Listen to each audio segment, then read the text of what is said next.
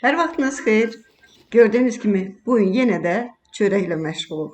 Çörəksiz günümüz keçmir. Bir stəkan qatıq, bir bağlama qabartma tozu, bir çimdik duz, xəmirimiz mayasızdır. Resepti paylaşıram sizinlə, sonra danışarıq. Bir yumurta, bir çay qaşığı şəkər tozu əlavə edib qarışdıraq. Burada maya yoxdur. Mayasız çörəkləri yeyərkən mədəniz turşumaz. İndi 2 stəkan un ələyəcəyəm bura. Əvvəlcədən eləmək yadımdan çıxdığına görə indi ələyirəm və qarışdırıram.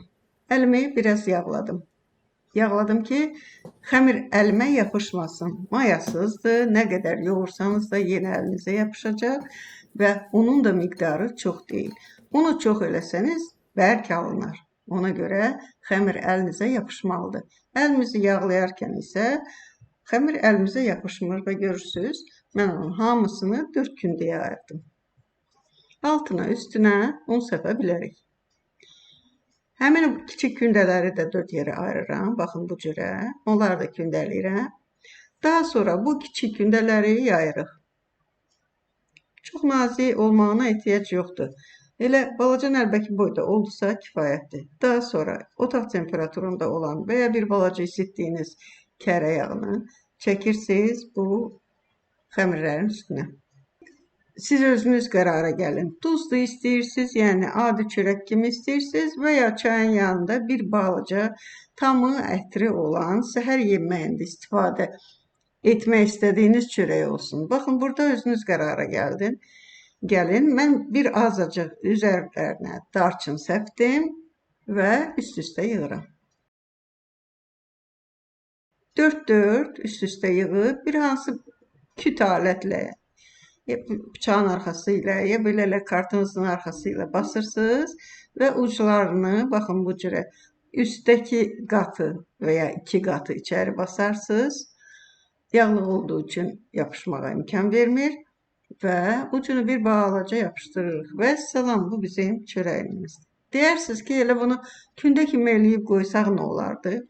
Qatıqla hazırladığımız çörəklər mayasız olduğuna görə qalxma ehtimalı çox azdır. Küt düşə bilir, xəmir kimi qala bilir. Ona görə belə qat-qat edib arasını yağladıqda rahatlıqla bişir və mədənizə çökmür, ağırlıq vermir. Və yerdə qalanları da bir-bir yaydım, üstünə yağlayıb, darçınlayıb şəkil verirəm. Sobanı 200 dərəcəyə salmışam. Alt, üst salırıq və qoyuruq soba istilənsin. Burada yadınıza salım ki, video baxırsınız, təşəkkür edirəm. Axıra qədər baxdığınız üçün daha çox şad olacağam və bir dənə də like qoysanız, suallarınız varsa yazsanız, Şərqə xanım laf çox sevinər və davam edək. Bunların hamısını bir-bir hazırladıq. İndi deyirsiniz ki, bəs bu nə şirindir, nə duzludur, siz özünüz baxın. Duzlu istəyirsiniz və ya şirin istəyirsiniz. Elə belə adi çörək istəyirsinizsə heç darçın da əlavə etməyə bilərsiniz. Kimin qan təzyiqi var, kimin şəkəri var. Darçın sizə kömək olacaq. Ona görə darçın məsləhət görürəm. Və ya mədənizdə köp, mədə bağırsaqda problem varsa, onda da raziana çox gözəl olur. Raziananı səpə bilərsiniz arasına. Qoqal tamı verəcək bir balaca. Yadınıza salım ki, çörəyimiz mayasızdır. Ona görə əvvəlcədən buna yer mayası lazım deyil. Hazırladıq, soba qızdı, qoyuruq sobaya pişiririk.